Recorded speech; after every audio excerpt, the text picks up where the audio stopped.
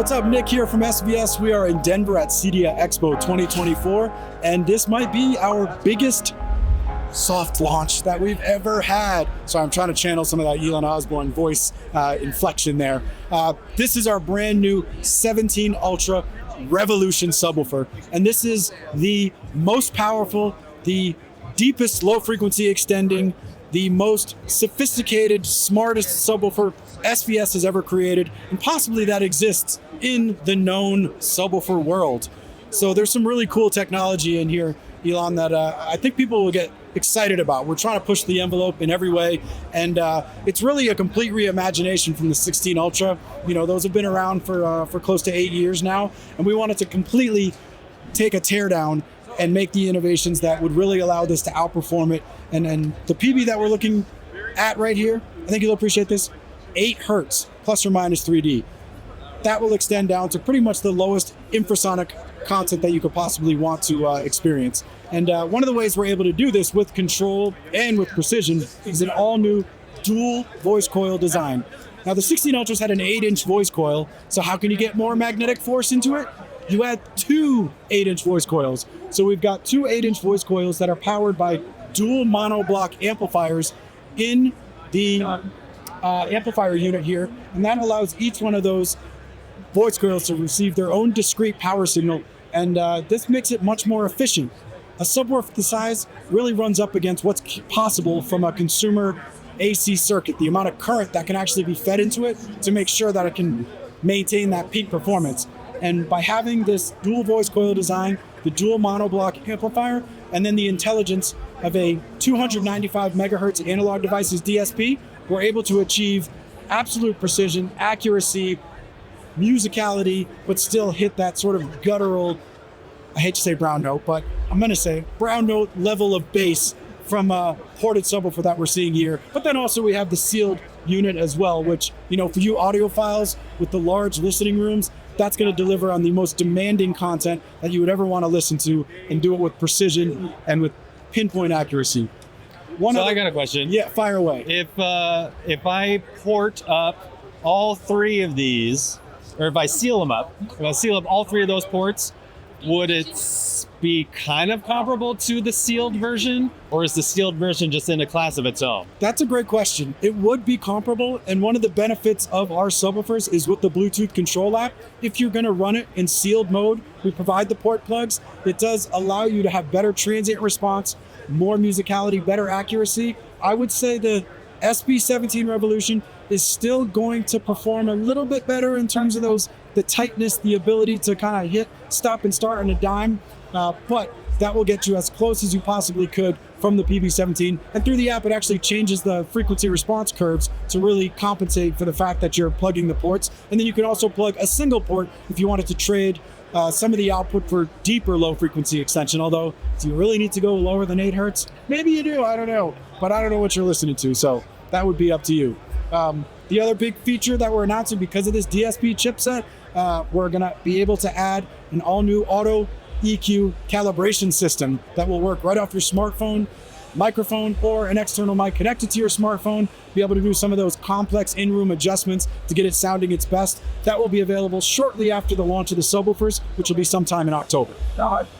Are people that have a PB16 Ultra, is this going to be that much better, or are they going to be okay keeping theirs what they currently have? It depends on how much of a glutton for low frequencies you are, because this will outperform the PB16 Ultra in every measurable way. And I know if you're one of those people who just can't get enough bass, then it will be worth the upgrade. If you're one of those people where you have so much more extra headroom with the PB16 already, maybe it's not in your future, but you will get the benefits of the auto EQ room calibration and some of the other features that I was talking about, including 3 more bands of parametric EQ and some of the increase in intelligence from that DSP chipset engine. So I'm not certainly going to say anything that would turn a PB16 Ultra customer off, because those are an amazing flagship subwoofer, but this is just SVS taking it to that next level.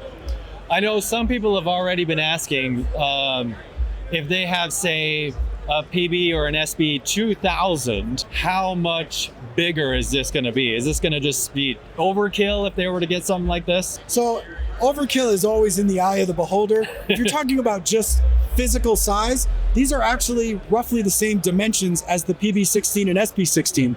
We dropped the front panel display. It really wasn't needed anymore because of how capable the app is and how people control it.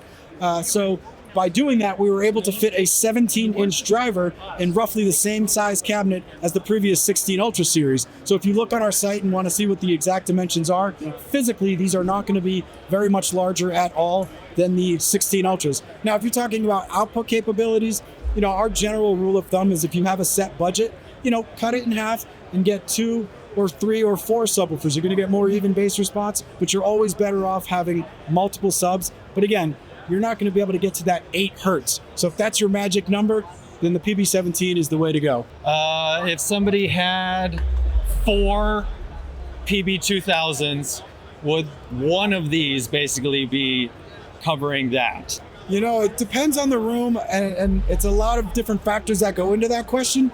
But from a sheer output capability, if it's not a massive listening room, this thing is going to be able to energize pretty much any space by itself. So again, I would typically recommend you go with multiple subs, especially if you have a large seating area, because you're just going to have it more evenly distributed. But because of how capable this is, if you have sort of a smaller seating area and the opportunity to place it, almost anywhere in the room, you're not going to need more than one of these. Yeah, so let's take a quick peek over here at our Ultra Evolution speakers. These are actually the other product launch that we had only a couple months ago. And, some cool technology here. We really pushed the limits for what SVS has done as far as speaker design. A lot of things people notice at first is this curved front baffle. It's called acoustically centered time alignment. So we have the tweeter flanked here by the 2 mid-ranges and the 2 woofers. And we create this point source where all the sound emanates from a single point in front of the driver. But also, each one of the sonic emanation points of these drivers is aligned in physical space. This ensures the sound from each reaches your ear at the exact same instant. This means better imaging, a more rock-solid soundstage, and just a more natural sound that really conveys the truth of whatever the content is that you're listening to. One of the other big features we have is our all-new diamond-coated aluminum dome tweeter.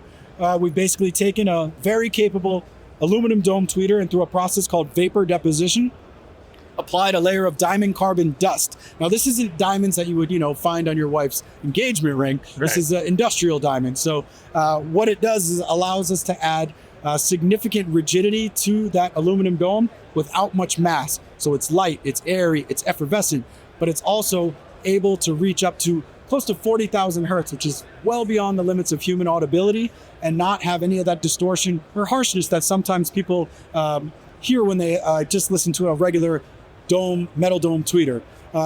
One other noticeable upgrade is this diffuser. It does protect little kids, as Elon, I'm sure you have in your house, and pets from poking it. So it provides a level of protection. But we went through about 25 different prototypes to find this organic cell lattice structure that really provides the best dispersion characteristics. So widens out that sweet spot. Wow. The last thing I'll mention, we are SVS. We know a thing or two about subwoofers. If you listened to my riff there a few minutes ago, the drivers you see on the front here have corresponding woofers on the rear as well. So when you're talking about inside the cabinet, they move in and they move out together. So there's a complete cancellation of any kind of vibration, any kind of resonances. And this is something we picked up from our 3000 Micro series subwoofer design. When you're talking about outside the cabinet, you have a pair of tower speakers towed in.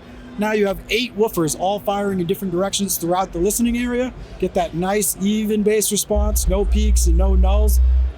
Oh my God, I think I got just kidding. So it really allows you to get authoritative, effortless bass, but evenly distributed throughout the listening area by having this dual woofer design, force balanced on the top and the bottom of the cabinet. So 3 different towers here, the Pinnacle, the Titan, and the Tower, $5,000, $4,000, and $3,000 a pair. And we're just super excited to have these and really bring them out to new people who haven't experienced SVS speakers before. So with those woofers designed the way they are, does that mean you can have them pretty much against the wall and you're okay? So our typical rule of thumb is take the diameter of the driver, which is 8 inches here, 6 inches here, and then 4.5 inches here. And that should be about the distance, minimum distance you want to keep them from the wall. Okay. A lot of it is room dependent, but they don't need a ton of space, but you want to have at least the diameter of the woofer away from the wall in order to not get sort of some of that boominess effect that you might get. Okay. That's all I got with that. Thanks, Elon. I want to appreciate everything that you do to grow this hobby. A lot of us take ourselves too seriously. I think you can tell I'm not one of them, but SVS is really trying to blaze a path and create some cutting edge technology and a level of performance, especially for the price that surprises and delights people. And we're on a journey, and I hope a lot of you are able to join us on it. Excellent. Thank you so much, Nick. My pleasure.